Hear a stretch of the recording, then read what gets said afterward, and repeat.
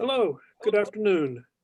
Welcome to the Justice Sessions hosted at the University of North Florida by an interdisciplinary collective of programs and departments.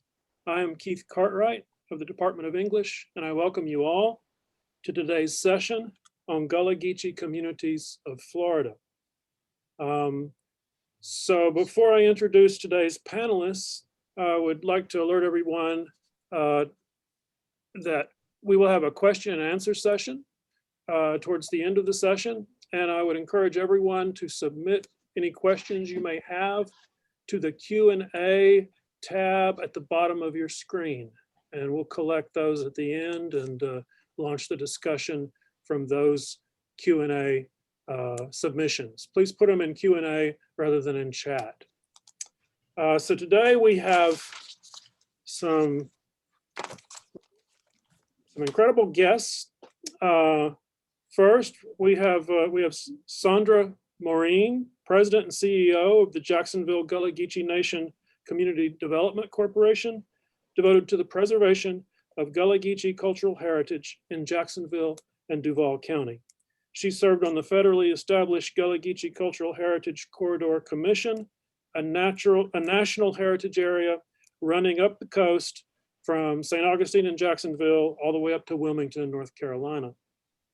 We also have with us, returning from last week's last session, Veronica Gerald, Distinguished Professor Emeritus with the Department of English and founding director of the Charles Joyner Institute for Gullah and African Diaspora Studies at Coastal Carolina University. So she's coming from Carolina. We have as well Anthony Dixon, originally from Fort Valley, Georgia, and he is the author of Florida's Negro War, Black Seminoles, and the Second Seminole War, 2014, among other works. He has a Ph.D. in history from Indiana University and teaches at Florida A&M University. I believe he's coming to us from Tallahassee.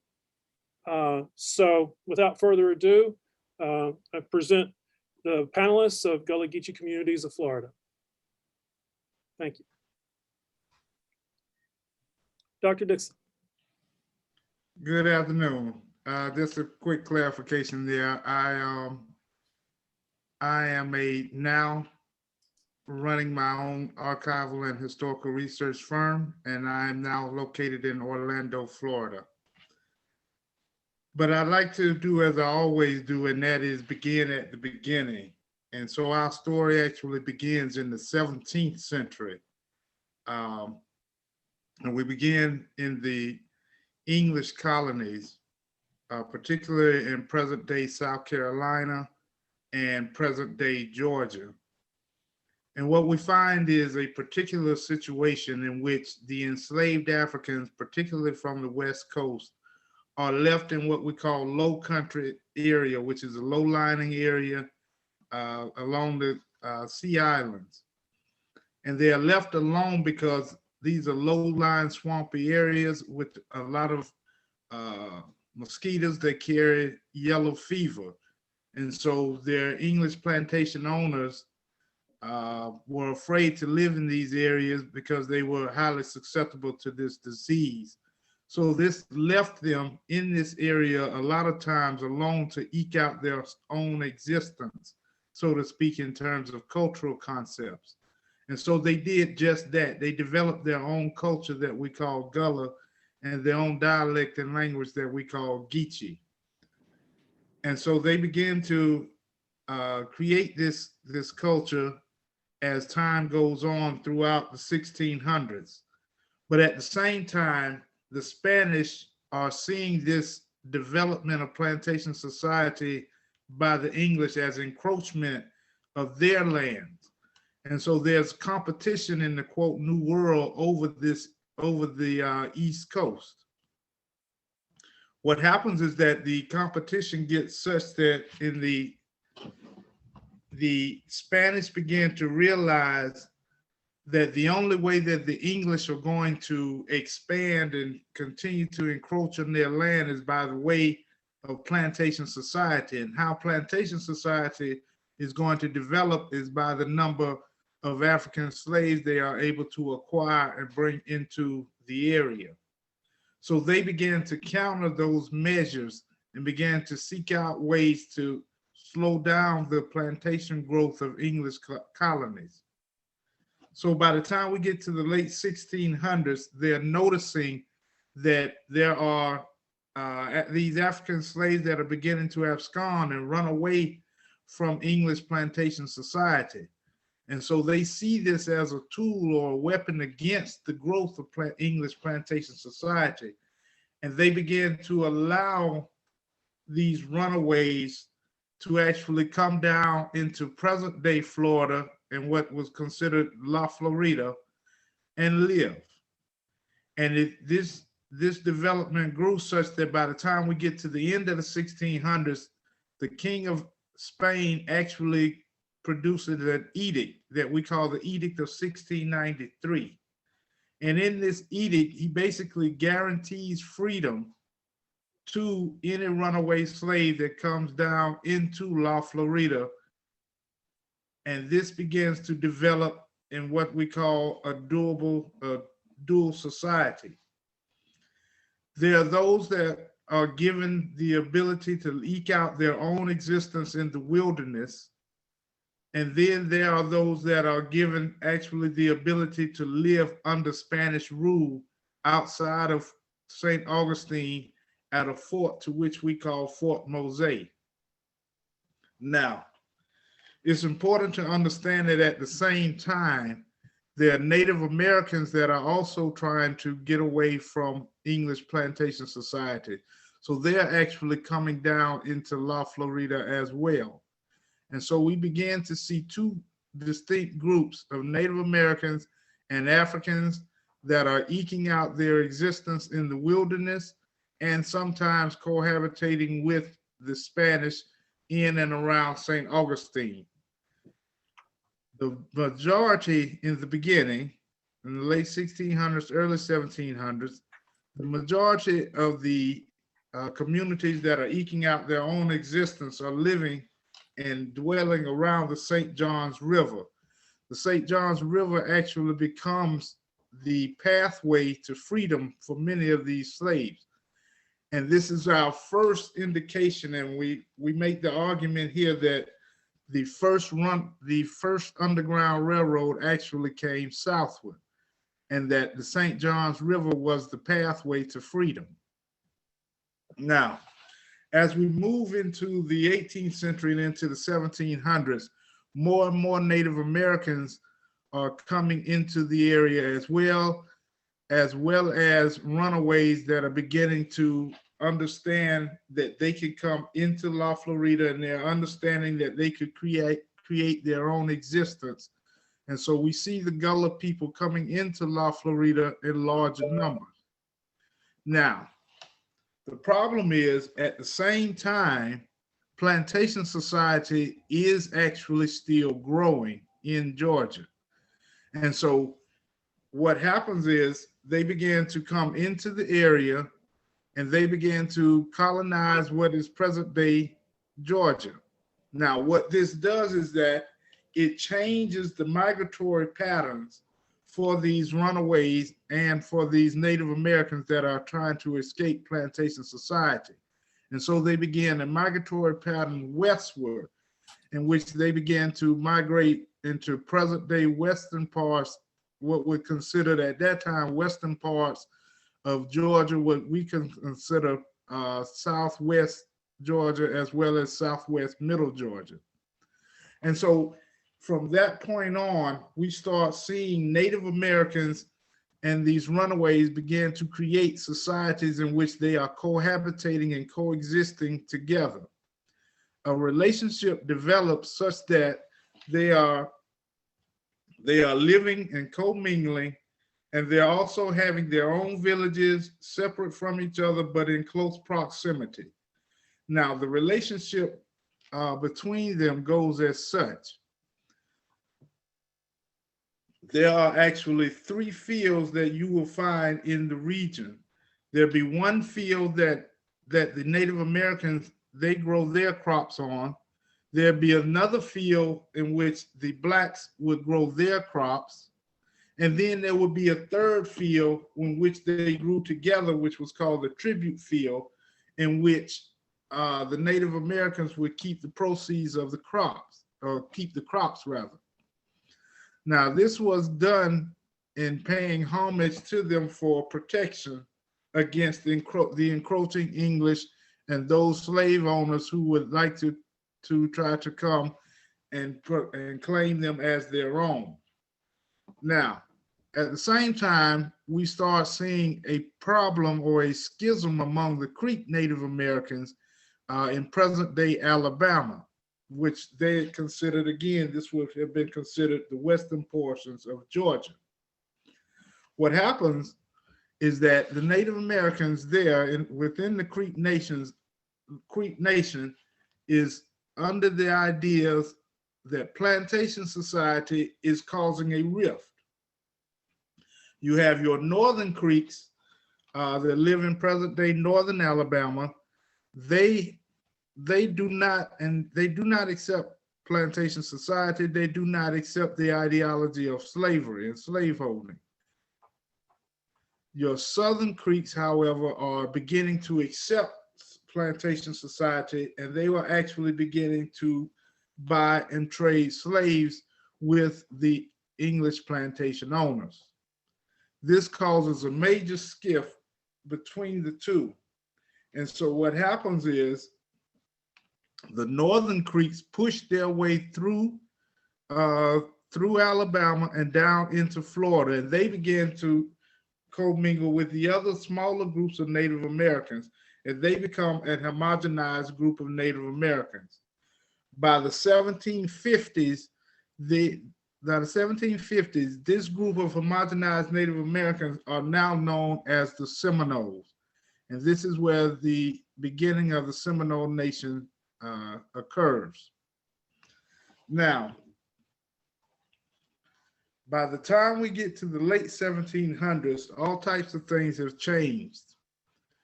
The English are out, the United States is now born, and these English planters are now considered American planters. The Spanish have gone through periods where they have had to give up Florida, La Florida, and then they regained La Florida. But in doing so, it left them weak at best. They were basically ownership in name only.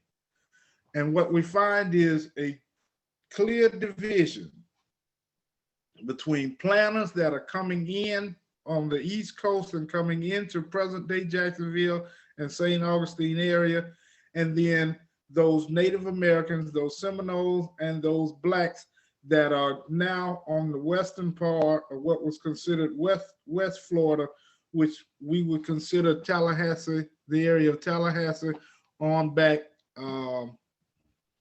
further west. Now, when we get into the early 1800s, the War of 1812 changes everything for La Florida. In the War of 1812, what we find is that both the British, the Americans, and the Spanish, although they are barely in control of the area, all recognize the importance of the international ports. And these international ports, we like to talk a lot and discuss a lot about New York and Boston. But at this time, the ports of Tampa, all the way over to New Orleans, those ports in Pensacola, Mobile, Biloxi, they were considered the primary international ports because they had a strong relationship with the Caribbean, which was still the primary export of goods. Now, when we get into the early 1800s, American plantation owners are urging something be done to the Seminole Native Americans and these runaway blacks, because they see this as a direct conflict to their growth. They see this as a direct problem. As long as there are runaways in La Florida, then their slaves will always know that there's a chance that they can run away and be free as well. And so by the time we get to the end of the War of 1812, we have what we call a war with inside of it, the Patriots' War, in which the British, in their last stand, are pushed out of La Florida, and they're pushed out of the area all the way back to New Orleans. But they recognize the Native Americans, they recognize the Seminoles, and they recognize these runaway blacks as their allies. And so they do one crucial thing that sends horror and shockwaves throughout plantation society. They leave the blacks with a fort. And this fort is about 60 miles outside of Tallahassee, and it is known as the Negro Fort. And again, this sends shockwaves throughout plantation society, because a fort means that these Native Americans and these blacks are well on their way to creating their own colony. And they cannot have a free colony of blacks this close to plantation society. And then they also recognize that the land in between Tallahassee all the way over to the Swanee River is quite fertile. Not only is it quite fertile, it's almost, well, in some areas, it's more fertile than the land that we see growing the cotton plantations in Georgia. So they see this as a direct conflict to plantation growth. And so they entered what we call the First Seminole War, in which they destroyed the Negro Fort. Now, what is important to understand is how these Negro wars go. They end up fighting three Florida wars end up being 3 Seminole wars. Now, it is important to understand that each war indicated a growth for Florida. After the First Seminole War, Florida then becomes a territory. The war ends in late 1818. In 1819, they are signing an agreement with Spain, and by 1821, Florida is a territory of the United States. What happens, though, is that when they push these Native Americans and they push these blacks out of the North Florida area down into the Tampa area, they do two major things. They put them in an area that is inhabitable at that time and causes even more discourse between them, between Native Americans and the Americans. But they also push and force the blacks and Native Americans to come into even more of an agreement and more of an alliance against them. And so at this point, we stop saying Florida Maroons and Black Maroons, and we begin to call them Black Seminoles. And so by the late 1820s, they are coming back into North Florida. In the early 1830s, they are reclaiming some of the land that was lost during the First Seminole War. And this sends them into a Second Seminole War. Now, it's important to understand that the Second Seminole War is the longest, deadliest, and costliest Native American war fought by the United States government. I know we like to hear a lot about Geronimo and Sitting Bull, but it is actually the Seminoles along with the Black Seminole allies who put up the largest fight. This war goes from 1835 to 1842. When this war ends, Florida then becomes a state in 1845. So we can see another direct correlation between a Seminole War and how Florida becomes part of the United States. It's also important here to understand that during this war, the first the ideas were to recapture all of the Black Seminoles and capture in some instances and place them into plantation society as enslaved individuals. Well, because the war went on and those fought so vehemently against it, the United States was forced to go into the Articles of Capitulation in which they agreed to let the Black Seminoles immigrate out west and live free from slavery. So what we see is Gullah people actually gaining their freedom. And we now see them in a diaspora that includes the Black Seminoles, because they keep the language, they include Native American words. So the Geechee dialect, Geechee language then turns into what we call the ASC, the Afro-Seminole Creole language.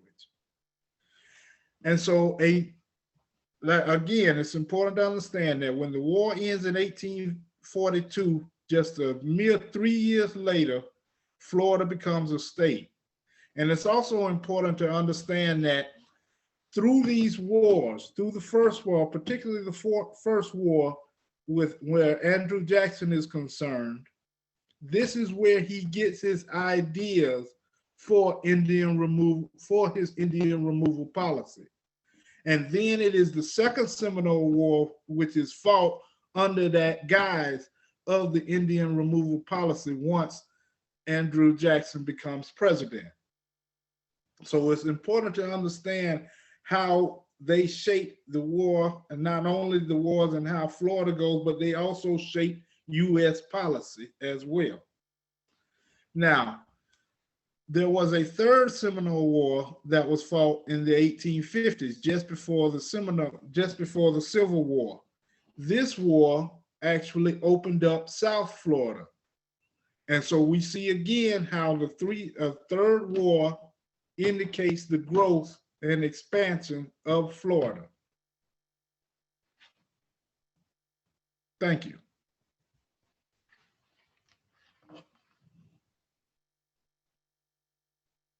I think we're going to hold questions until the end, correct? All right. So this is how we see all of these wars and how the story of the Gullah Geechee people developing into the Black Seminoles and into a diaspora, and how it directly relates to Florida and its statehood.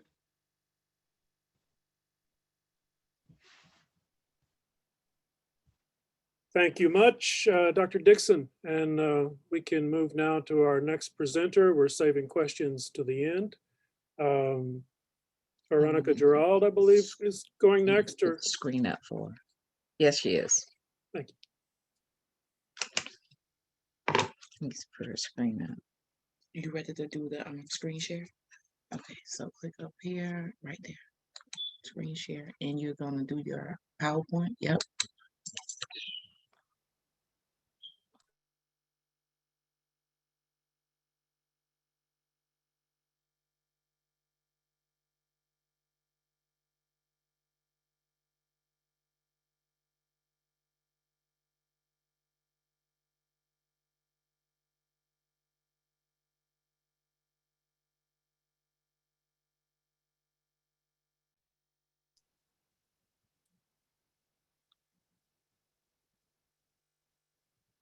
I believe we need to unmute here.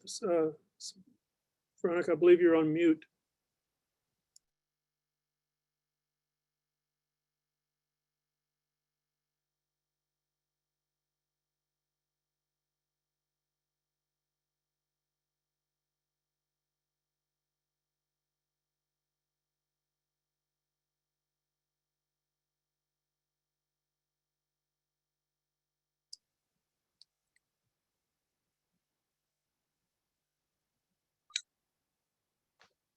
Dr. Gerald?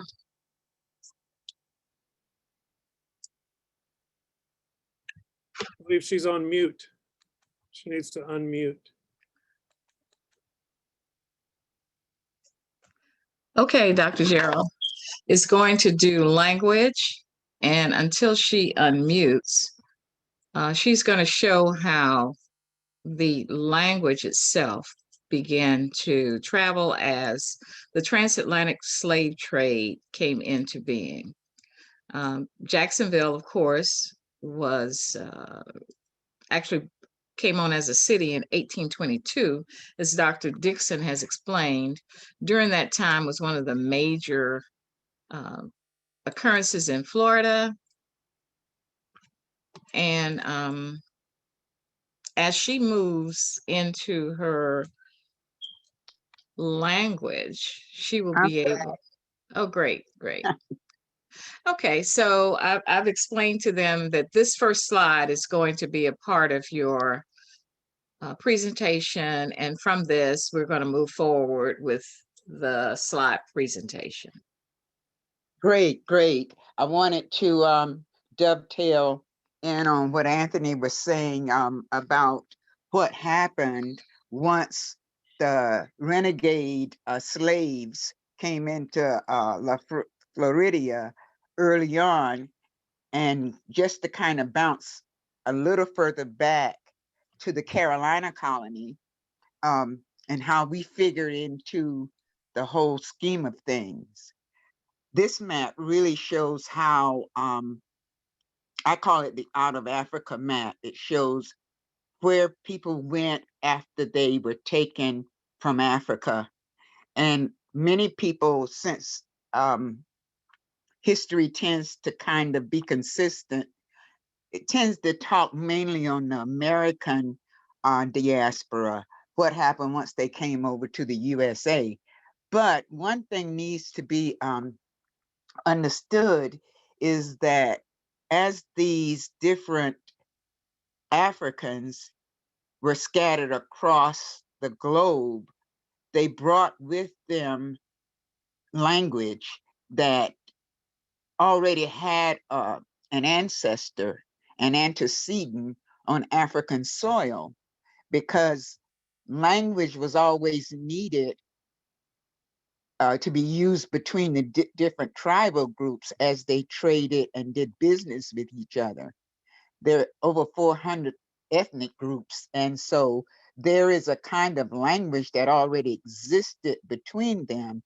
And we saw that when I just during a recent trip to Sierra Leone, the various connections between that and Gullah-Geechee language. And so as these languages, when we look at this map, if we can just imagine that not only did these people come as labor, they also brought with them language, folklore, beliefs, practices, culinary arts, and just many things went with them.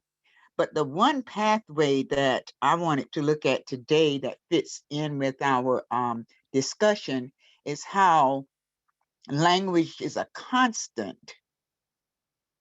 And as we look at a constant, whatever the pathways are, or whatever pathways take place, that one infrastructure influences a lot. So by the time we had a movement into from Africa into the Carolinas, we are looking at 40% of the Africans who came to the USA made entry into the Carolina colony. The Carolina colony, from its very beginning, was a Black majority, primarily about what was said earlier about malaria and how it interacted and did not find itself well among the European culture, but the Africans were able to somehow deal with it. And as a result, places like the Carolina colony were 80% Africans. It was said that one European traveler came in by boat to Charleston, and he wrote back in his journal entry saying that the Carolina country looks like Africa to him. So there was this clustering that took place that had a big impact on what later happened when they met up with the Seminoles and other groups in Florida, because the infrastructure was set in an environment that was 80% African. Not only was it 80% African in the Carolina colony, it was very isolated. When you come to the Carolina colony now from the air, you see nothing but bridges. But then there were none. So you had a kind of colony that was separated by many bodies of water, which made it very inviting, of course, for the plantation society. So as these people began to set up, they also began their militancy as early as Denmark, BC, and the Gullah Wars and that kind of thing. They had kind of honed their skills to make entry into a kind of diaspora brought on by the offers of Florida and what it brought to them in terms of freedom. So by the time there was another meeting up, you really had within probably one meeting of Gullah people along with the Seminoles, you probably had some 50 African ethnic groups right there on the spot because they came to the Carolina colony and therefore honed the culture itself in the Carolina colony. So they brought with them a stronger language that had kind of combined a lot of African languages, Southern language, and a lot of creativity, I like to say. Because the thing with Gullah-Geechee language is that it is such a combination of so many languages that it deserves its place as one of the most unique and long-lasting languages in the country today. The thing that when you look at the linguists and the way that they discuss the language, it's very difficult to understand what's happening. So when I came to a kind of academic discussion of Gullah, I had to do what a lot of English speaking students do. I had to really look at my language because a lot of the language that was set up for me as examples were Ambrose, I can't remember his last name now, but a lot of the kind of what we call plantation creations of white writers. So I did not see the Gullah that I grew up hearing in the language that I was reading. So when the linguists began to ask for phonology and different ways of looking at the language, I didn't understand. So to kind of make a long story short, I'm going to talk a little bit about what happened with this constant that remained among all of our pathways. And I really think, and Anthony, you might disagree, I think they were also afraid of the strength of their language. You know, you were talking about things that they were afraid of with this meeting of the culture groups, if you will. I think they also knew that it was something in the language itself. It was unique when you look at the diaries of travelers also to the various southern plantations. They always make reference to the way that the Gullah spoke. They didn't know yet what was going on. People didn't learn about us as a culture until after freedom. They just thought it was just little uniquenesses about the Carolina, Florida, Georgia slaves. They talked funny. But once they started to realize that the language itself had some logic to it, for years we had spoken about the fact that we had problems with the languages, that the extra large lips, thick tongues. We always gave reasons why there was a problem with African Americans or pocket community people like the Gullah Geechee, who tend to create their own language that doesn't make it to the graduation stage in standard English. One of the things that if you're going to look at the language and kind of understand it, you have to understand that it's a lot of creativity. And it's a lot of built on rhythm, meter. One of the reasons that Gullah is sampled in rap music is because it has a beat. So when a lot of the linguists are looking at the language itself and start looking at the kind of structured ways of looking at the language, they don't get the nuances like rhythm, beat, meter, and ways that you put words together to make it make sense. An example would be in Gullah, there are, I'm not sure what the professional name is for it, but we tend to slide words together. Like you may say, I am going to the store in standard English. I am going to the store in standard English. In Gullah, we squeeze some together like I'm a go. So I am going becomes I'm a go. You cut off endings, but it's a difference when you say I'm a go to the store as opposed to I am going to the store. So the rhythm and the meter makes a difference. As we began to mesh with the different cultures like the Yamasee Indians and the Indians on your side, the various groups and Seminole connection, once that happened, I think we kind of found out by accident that language was our strength. So we put together a language that would help us to communicate. So I noticed we're looking at, if I can go back to that screen on the vowels.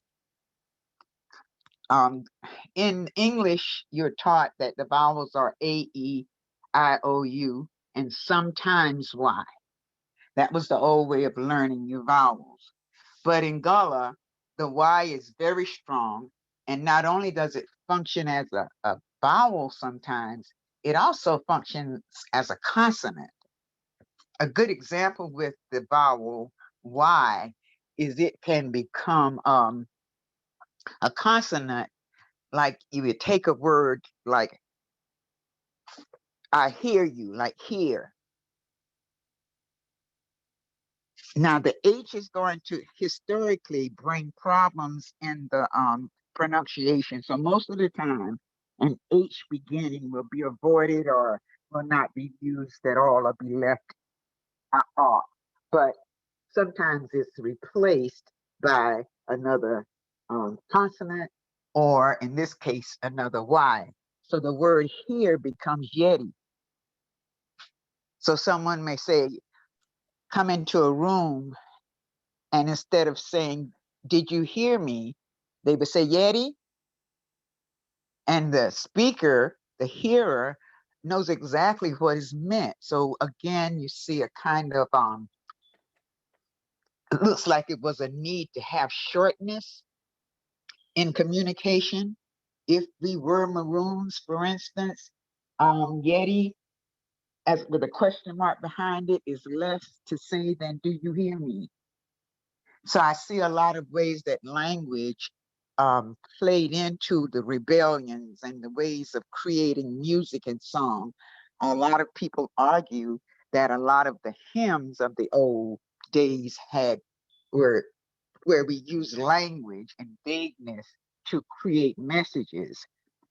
I'm not a scholar of that whole concept musicology, but I do know that language goes beyond just communicating. It goes into ways to talk about a single person in a room, but instead of saying he or she, you make it they, so that the single person in the room does not feel that he or she is the subject of gossip. Which brings me to another issue with the language itself. We did things that welcomed our history of language. Certain combinations of consonants, for instance, once we met with it in English, if it did not negotiate itself well, it became something else. A good example would be words that begin with TH. That those vowels, for instance, they function sometimes between, as I said, consonants and vowels themselves. And in a lot of cases, in the pronunciation of the vowel has to do with how the particular word is being used at all. So with the TH, there's too many things that have to be accomplished to perform that pronunciation. So instead of the TH like that, there, them, then, take the TH away and add the D, which is a much more comfortable and historic positioning of using. So there they go there. You can have a whole sentence without the TH sound. If you put the TH on the end of the word, it then becomes another issue. So it becomes an F or a TH. So with, instead of saying I am going with you, and remember the sliding, I'm gonna go with you. So when you look at it independently in the US, we don't see the kind of historical development of the language that came from so many directions, but the language itself becomes political as the plantation society and the powers that be began to see that communication was a weakness rather than a strength, where it came to the Gullah Geechee who had come into Florida and the Seminole group who had started to form prior to their entrance. That language then becomes a part of not only the fierceness, the desire for freedom, but it's also a pathway toward being free, becoming free.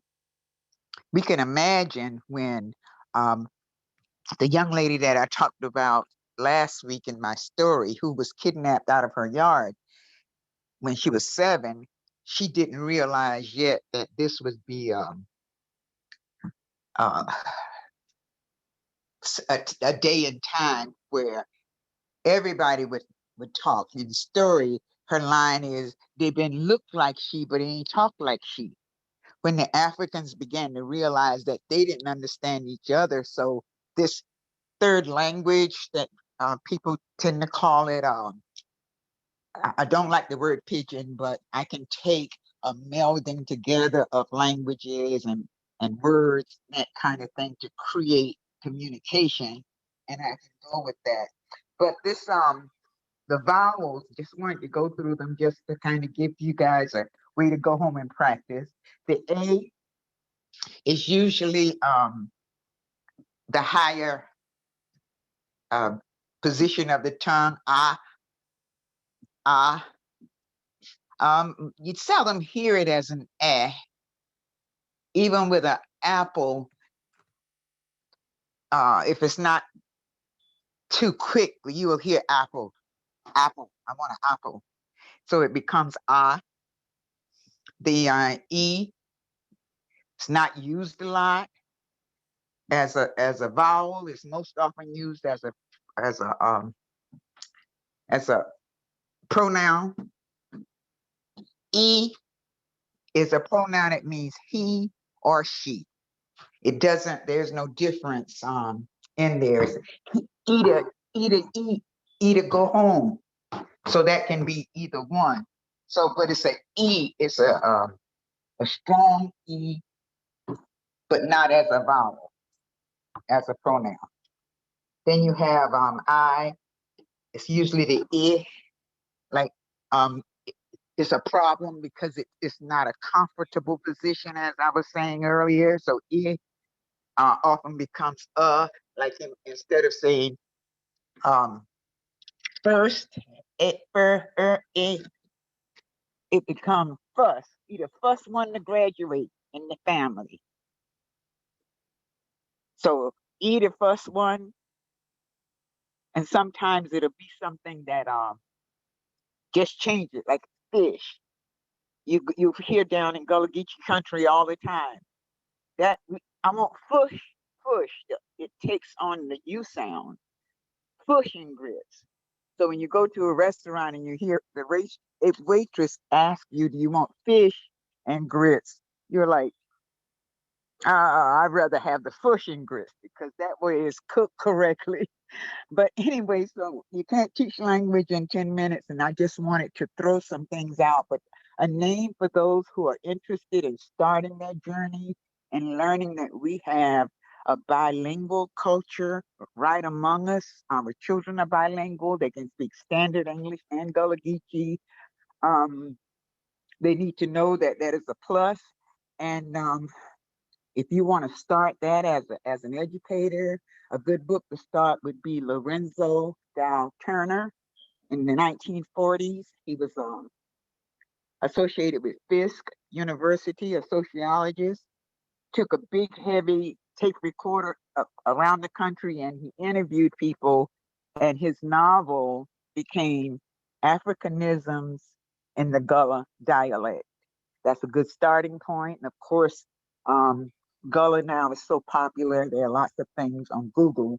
But I also wanted to say that one of the places that I found my most original Gullah when I was trying to look at it rather than hearing it from the mouths of outsiders who interpreted it as the way it should sound.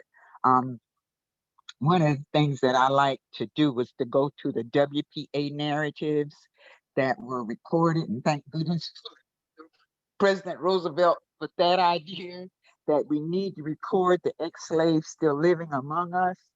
And we also can give people jobs by being interviewers. And that was a wonderful project. There were over 2,000 taken, but the Gullah in the narratives from the Georgia, South Carolina, Florida is very good. I mean, the interviewers, who in most cases were white, had good ears, because you have to have a good ear to hear the vowels and the nuances that I just hit on slightly today. But thank you for at least making this a part of this discussion. Thank you, Dr. Gerald. So what we found is that education, inspiration, and development are things that are needed in the Gullah Geechee culture. And as we look at Florida, they clean Jacksonville. This is part of Highway 17, Main Street. It goes all the way to Miami Homestead. The Gullah Geechee Cultural Heritage Management that we should take a look at has layers of management, which Dr. Gerald's brought out: Gullah Geechee language, the Gullah Geechee culture and heritage, Gullah Geechee culture and heritage quarter, which spans the 4 states. It affects 50 million people. We also have a Gullah Geechee management plan, which is 760 pages of resource. And we have a Gullah Geechee cultural heritage resource study that the National Park Service started on in 1980. It was put out in 2014. It's a total of about 500 pages. 200 and is actual documentation, and it also has over 200 pages of reference guides. So it took the National Park Service a very long time, I'm sure, but we're going to have to go back to that resource study and complete it. The Transatlantic Creole Society that Dr. Gerald was talking about came as a result of trading, and that trading and the language that took place during the trading took place in the middle of the Atlantic Ocean. There is such a thing as an Atlantic Creole Society. That is because we were in the middle of the wind of sails. There was no steamships during the time of the transatlantic slave trade. So it took a very long time to get from Africa to South America, to the Caribbean, to what we now know as the United States, Canada, and trade goods. This Afro-creole urban cosmopolitan centers all over were formed.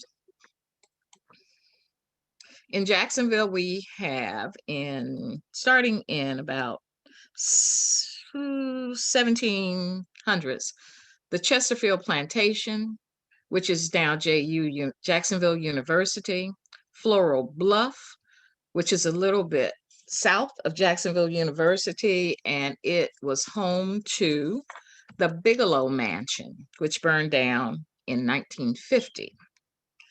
Potts Plantation took place in 1769 through 1784 during the English occupation of the area of Arlington. A part of that was Strawberry Plantation, which is in Clifton. We still see that house standing today. The McNeil Plantation in Ready Point sits at the end of University Boulevard. It used to be called Chaseville. It is now Charter Point. St. Isabel X Plantation was Blue Cypress. And Blue Cypress is now a preserve or a park as well. The Potts Plantation, which was 10,000 acres, is now a subdivision. During the occupation of Spanish after the English in 1780s, around the 1780s, the Potts Plantation was broken up into about 8 plantations.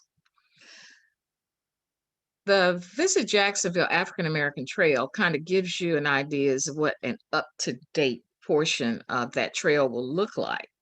It really only touches on the African American story in Jacksonville. This map is a railroad map, and it actually shows at the bottom the number of people who own plantations by number.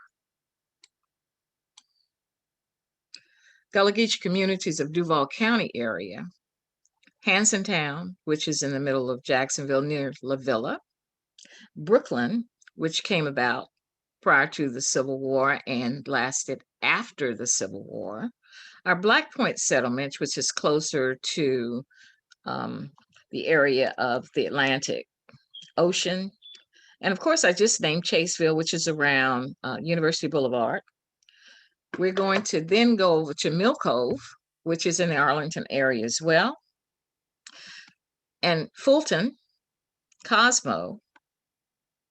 When we get to Northwest Jacksonville, which has been gentrified, African American, but is probably one of the biggest areas that we could take a look at. And it actually goes all the way back to the beginning of the inception of the city, which was in 1822, right after the last Gullah War. Cosmo is an area that we are now celebrating with Freedom Park, which is about to open. We cannot forget Polytown, which of course is very close to Jamestown. Those two areas just came on the scene when fill dirt from the Polytown area was used for 295 around Main Street, and we found that bones do talk. The Oakland area is another area that's in the media now. Believe it or not, with Metropolitan Park and the Department of Interior's National Park Service not allowing the Four Seasons Hotel to be built, is because the people from the Oakland area were always supposed to have access to the waterway. And if that is not included as we go on to progress, then those people in the East Side area will not have any access to water. The Phillips, around Phillips and Emerson, the Red Barn Plantation came into that area. We now have communities like Gaddis Quarters, Grant Road, on down Old St. Augustine Road. And then we'll move over to Sweetwater, East Mandarin, and Edisto, only to name a few. As we unify our nation, this United States of America, we have to always recognize the brilliance of James Weldon Johnson as he placed in the last stanza of his poem, which gave us a real humility to the poem, where he said, "True to our God, true to our native land." Ernest Henley, after his amputation of his leg, wrote Invictus. And Invictus, for many Gullah Geechee sororities, fraternities, and people during the early 1900s, this poem was put to memory because for Ernest Henley, it meant one thing, but for the African-American Gullah community, it was a poem that really meant courage, because we had to have courage in order to move from where we were in 1860 to where we needed to be as everything progressed for us. Dr. Gerald is going to say it in Gullah, and I will then read it after she has said it. Out of the night, what covered me, black as a pit from pole to pole, I thank you, whatever God may be, for my unconquerable soul. In the veil of clutch of circumstance, I ain't winced, nor did I cry out. Under the bludgeoning of chance, my head be been bloody, but I ain't bow. Beyond the place of wrath and tear, loom but the horror of the shade. Yet the menace of the year find and gon' find me not afraid. It matter not how scrape the gate, how charged with punishment the scroll. I am master of my fate, I the captain of this here soul. Fourth stanza, I am the master of my fate. I am the captain of my soul.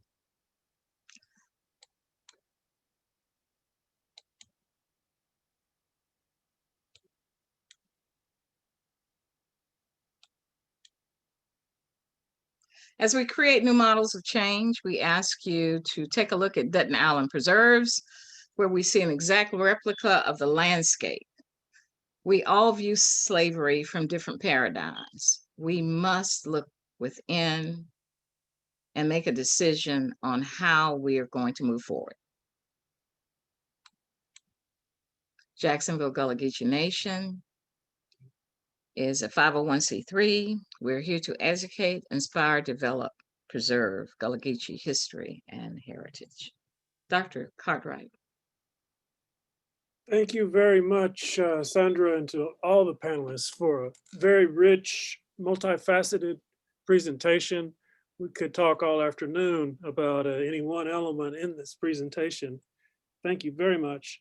So we have time for a question or two.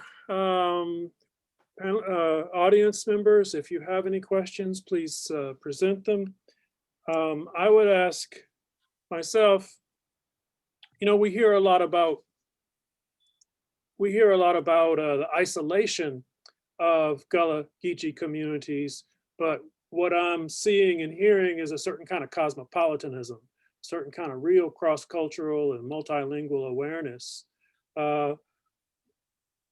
What would you say about, you know, this certain kind of Atlantic cosmopolitanism, or even a way of Gullah Geechee people may have been more aware of the dynamics and cultures around them than perhaps anyone else was?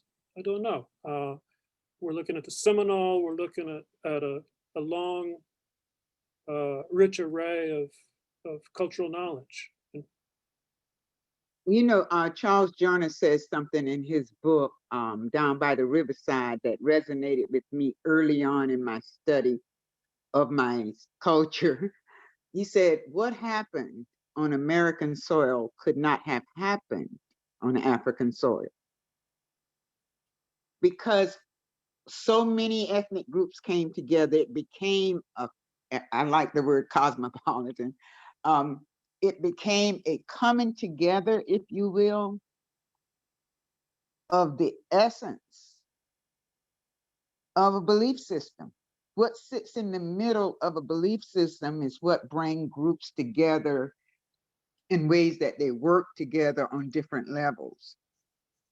And there seemed to have been, I don't know what the research reveals, but it seems to have been that in these groups that came together, the infrastructure was similar. It could be something as common as a love for the earth, or talents of reading the stars. It could have been something as simple as that. And it could have been language. Well, I think that we were able to actually see many cultures under one umbrella because of the amount of things that we did. We went from the field to becoming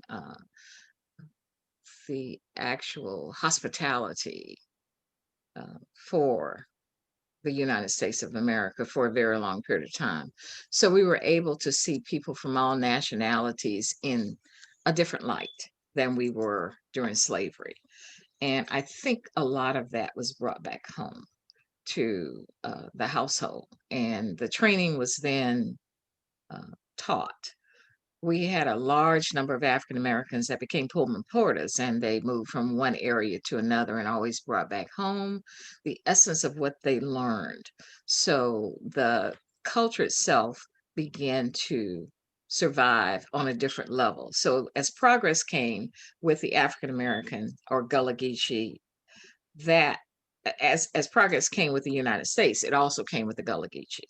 And I think that the Creole dynamics really took hold. I have another question from the audience from Jeremy McKinney's. He says, thank you for this lecture. This was fascinating. And he asks, how do I join Jacksonville Gullah Geechee Nation CDC or simply get involved? Well, I'd love for you to give us a call. Our website is gulagiciglobal.com. And there's a phone number, contact information there that you can give us a call, and we will definitely call you back. And we'd love to have you join the organization and actually volunteer with us with all of the things that we do, all of our projects and programs from children to adults to seniors. So we'd love to have you. Jacksonville Gullah Geechee Nation CDC website, gulagiciglobal.com. Thank you. And we have a question from Kimberly Gutierrez and asking, when we speak of the wars that were fought, to frame them in the proper context, is this something we would consider an eradication, a genocide? Is there a known estimate of how many natives and Geechee were killed? And goes on to say, thank you all for coming together to speak on this rarely spoken of devastation incurred by such a beautiful culture. Unfortunately, the Gullah Geechee culture lives primarily on a strip between Wilmington, North Carolina, and St. Augustine, Florida, along the coastal regions and about 30 miles inland. It's estimated that 500,000 people live in that area, but we've moved all over the country. You know, we talk about going to college when schools were segregated schools, and you went to college, and the Gullah girls kind of hung together because they could speak the language better than we could, and they always distinguished themselves. But I think that the whole idea of coming together outside of Africa shows itself in many ways, and I just wanted to make that point before we ran out of time. Thank you. Dr. Dixon? Yes, historically, it's virtually impossible to give exact numbers for a couple of reasons. One is that for the obvious reason of warfare, they didn't want to give the exact numbers because plantation owners were with the idea rather that every Black Seminole, every Black that was in the company of a Native American was a runaway. Even though they may have been born in freedom, may have been born in La Florida, they may have been even third generation. But the way plantation society, the ideas of plantation society said that if your mother was enslaved, then you were enslaved, which means whatever original inhabitant that you could trace your lineage back to, they were enslaved, which means that you belong to someone as well. So to give exact numbers would be virtually impossible to do in terms of looking at the exact numbers during the Seminole War. Now you can look at the muster rolls of those individuals that did leave, and you can find those rolls primarily out in Oklahoma, in the archives of the University of Oklahoma and the state archives out there. And they'll give you more exact numbers of how many that did immigrate out west. But the exact number will never be known because it didn't behoove, to say the least, it didn't behoove the Native Americans nor the Blacks to give their exact number. And as a matter of fact, that would have been even more detrimental, even in terms of guerrilla warfare, to give the exact numbers of where they were in terms of their fighting positions would have proved to be detrimental as well. Thank you. I know that when the Negro Fort was attacked and the explosions that went on in that fort, that was devastating losses. And it's, as you say, the longest, bloodiest war this nation fought against Native and Black peoples. Thank you so much to the audience. Thank you especially to the presenters on this rich panel today. We've touched on Jacksonville, we've touched on Jacksonville's cosmopolitanism, and we've looked at the Seminole Geechee presence here in Florida and beyond. So thank you again. We will reconvene in 2 weeks. Our session 2 weeks from today will be led by Richmond Wynn and True Leverett, titled Self-Care for Social Justice. Thank you. This concludes today's justice session. My thanks to all. Thank you for inviting me. Thanks again. Thank you.